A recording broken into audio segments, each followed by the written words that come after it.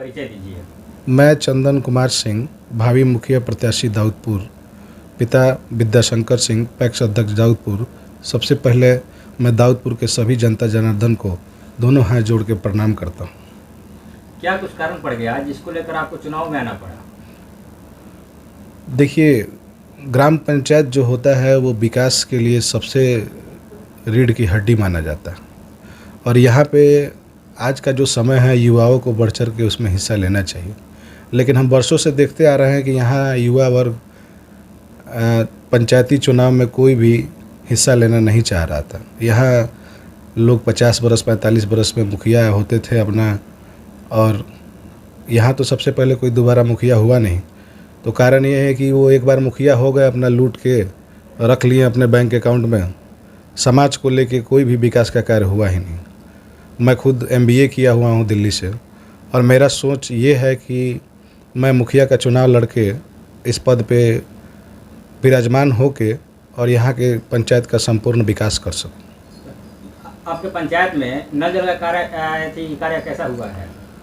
देखिए, नल जल का जो कार्य नीतीश कुमार जी ने ये जो नल जल योजना चलाया, 7 निश्चय योजना, इसका लक्ष्य उनका तो ठीक था कि घर घर और गलियों में पानी पहुंचा के लोगों को शुद्ध पानी दिला सकें।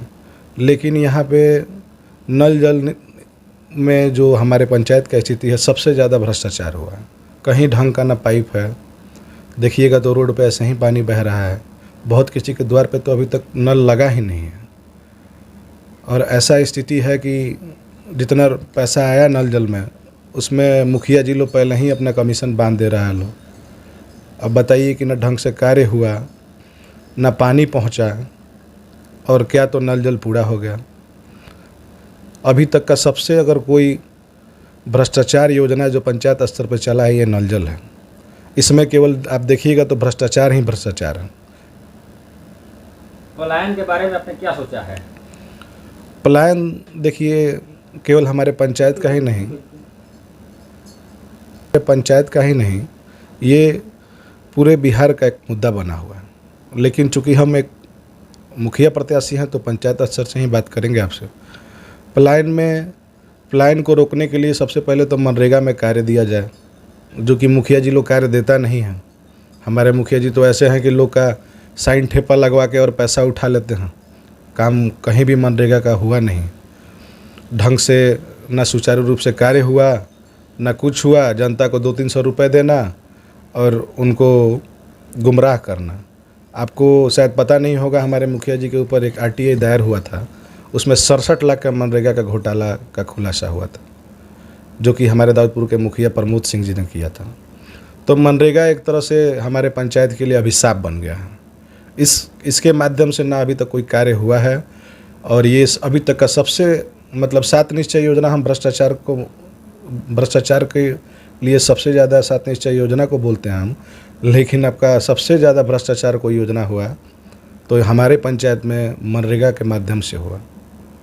मुखिया साहब कितना % संतुष्ट हैं? देखिए, मैं तो खैर उनका विरोधी हूँ, 100% असंतुष्ट हूँ तो ही विरोधी हूँ। लेकिन हमारे पंचायत में 99% लोग उनसे असंतुष्ट होंगे, चूँकि वो दलाल थे, आज भी वो दलाली करते हैं।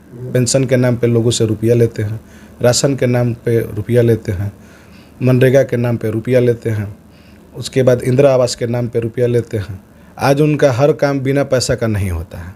कोई अगर बोलने जाए कि मुखिया जी जन्म प्रमाण पत्र के लिए कुछ कार्य बनवा दीजिए, आवासीय बनवा दीजिए, जाति बनवा दीजिए, खैर अभी तो ऑनलाइन हो गया, अच्छा हो गया। लेकिन इससे पहले मुखिया जी बोलते थे कि 100 रुपया दे दो, 200 रुपया दे दो। पेंशन के नाम पे 800 रुपया लिया जाता था। आपके शौचालय जैसे स्वच्छ भारत योजना में भी मुखिया जी 2-2 हज़ार रुपया सब किसी से लिए हैं। आप पंचायत में किसी से भी पूछेंगे तो सब किसी से 2 हज़ार रुपया वो भी एडवांस में लिए हैं। और इंदिरा आवास का ऐसा सीन है कि अभी तक बहुतों का पैसा बुला के 5,000 10,000 रुपये एडवांस लिया गया है। जिसका इंदिरा आवास पास हुआ उसे 20,000 30,000 का वसूली किया गया है। मनमाना ढंग से बहुत किसी का तो इंदिरा आवास पास भी हो गया, उसका घर नहीं बना है, क्या तो मुखिया जी के चमचा हैं इसलिए इंदिरा आवास पास हो गया। ये स्थिति है हमारे पंचायत में मुखिया जी की, तो उससे तो हम असंतुष्ट हो गए ही होंगे। शिक्षा के बारे में आपने क्या सोचा है? देखिए, शिक्षा को लेके तो अभी तक जो भी हमारे यहाँ मुखिया जी लोग हुए कोई भी शिक्षा पे ध्यान नहीं दिया, लेकिन हमारा मानना है चूँकि हम भी शिक्षा के अभाव में ही दिल्ली जाके पढ़े लिखे MBA किए। हमारे इधर तो शिक्षा का अभाव है ही, चूँकि हम लोग राजधानी से बहुत दूर हैं। दाऊदपुर हम लोग का बहुत छोटा सा कस्बा है, एक बाज़ार है। तो शिक्षा को लेके आज तो धीरे धीरे स्कूल वगैरह हुए हैं, लेकिन अभी भी हाई स्कूल दाऊदपुर में लड़कों के लिए नहीं है, जिसके वजह से जयपुर पढ़ने के लिए या कोहड़ा बाज़ार पढ़ने के लिए लोग जाते हैं।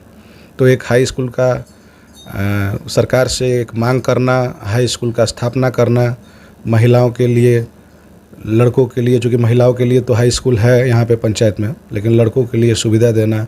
उसके बाद ग्राम स्तर पे जो गरीब लोग हैं, जो कि पढ़ाने में सक्षम नहीं हैं, उनको सही शिक्षा व्यवस्था प्रदान करना, यही हमारी प्राथमिकता होगी। आपके गांव में, आपके पंचायत में और क्या क्या समस्या है? हमारे पंचायत में बहुत तरह की समस्या है। न सड़कें ढंग का है, न नाला भी है ढंग का, न कहीं नाला बना, न सड़क बना। देखिएगा तो जगह जगह पे आज भी ऐसे ही नाला बह रहा है रोड पे, कोई इसका सुनवाई नहीं है। शौचालय का व्यवस्था नहीं है। आज भी हम लोग का बाज़ार, जो कि इधर 13-14 पंचायतों का बाज़ार है, आज भी वहाँ शौचालय का व्यवस्था नहीं है। तो अब देखिएगा तो विकास के माध्यम से हमारे पंचायत में कोई कार्य नहीं हुआ, न नाला बना, न सड़क बना, न गरीबों का इंदिरा आवास बना, न सही जो वृद्धा पेंशन के योग हैं उनका वृद्धा पेंशन बना। ये स्थिति है। हर तरीके से हर चीज़ पे फेलियर है हमारे पंचायत के मुखिया जी। अगर आपको जनता पूर्ण बहुमत से जीत हासिल दिला देती है तो आपका सबसे पहला कार्य क्या होगा? देखिए, हमको अगर जनता पूर्ण बहुमत से जीत हासिल दिला देती है, क्या दिलाएगी, हमको विश्वास है। चूँकि हम पिछले 2 सालों से जनता के बीच में हर तरीके से छोटे बड़े कार्यों में संलिप्त हैं, और जब हमको जनता बहुमत दिलाएगी तो सबसे पहले तो हम दलाली नहीं करेंगे, किसी को भरमाएंगे नहीं, गरीबों का काम करेंगे, गरीबों के हक के लिए लड़ेंगे। जहाँ सड़क का व्यवस्था नहीं है वहाँ सड़क का व्यवस्था करवाएंगे, जहाँ नाला की व्यवस्था नहीं है वहाँ नाला का व्यवस्था कराएंगे, युवाओं के रोजगार के लिए कार्य करेंगे। स्वरोजगार के माध्यम से कुटीर उद्योग, लघु उद्योग के माध्यम से उनको रोजगार दिया जाएगा, ताकि हमारे यहाँ के जो मजदूर हैं वो बाहर जाके कार्य ना करें। वहाँ दिल्ली बम्बई जाते हैं, उन लोगों के साथ शारीरिक शोषण लोग करते हैं, मानसिक शोषण करते हैं, पैसा कुछ मिलता नहीं है। तो मेरा यही मानना है कि यहाँ पे लघु उद्योग और कुटीर उद्योग के माध्यम से भी कुछ कार्य किया जाए। मनरेगा के माध्यम से तो रोज़गार सरकार ही देने को बोल रही है, और उसको सही ढंग से हम देंगे भी लोगों को रोज़गार। तो मेरा, अगर हम आ गए तो सही लोगों को उनको हक मिलेगा, हम गरीबों के सम्मान के लिए लड़ेंगे। और हर वक्त, चाहे दिन हो या रात हो, दोपहर हो या शाम हो, हम जनता के बीच में रहने वाले व्यक्ति हैं और जनता के बीच में रहेंगे। अंत में आप हमारे चैनल के माध्यम से जनता से कुछ अपील करना चाहेंगे? हम जनता से यही कहेंगे कि देखिए, आप लोगों से हाथ जोड़ के हम एक निवेदन करेंगे कि जनता ही मालिक होता है। आप लोग किसी को वोट दे के उसके आगे गिरना, ये सब कि मुखिया जी ये कर दीजिए, वो कर दीजिए, आप लोग गिराते हैं और वो लोग आप लोगों का शोषण करते हैं। ऐसा नहीं है, आप लोग ही मालिक हैं। आप लोग हमें मौका दीजिए, आप लोग हमको जैसे बोलिएगा वैसे कार्य करेंगे। हमको मुखिया जी कह के प्रणाम करने की ज़रूरत नहीं है। बेटा भाई और छोटा भाई बोल के भी एक बेटा की तरह हम आप लोगों की सेवा करेंगे। बड़े बुजुर्गों के साथ एक बेटा की तरह व्यवहार करेंगे। भाइयों के साथ जो हमसे छोटे हैं, हमारे बराबर हैं, उनके साथ कदम से कदम मिला के हम कार्य करेंगे। हमको कोई फॉर्मेलिटी का ज़रूरत नहीं है कि हमको लोग मुखिया जी का प्रणाम करें या कुछ भी। हम जैसे भी हैं चंदन ही रहेंगे और आप लोगों के बीच हमेशा काम करेंगे। इसी के साथ हम आप लोगों को हाथ जोड़ के एक बार फिर नमस्कार करते हैं। जय दाऊदपुर की जनता, जय जवान, जय किसान।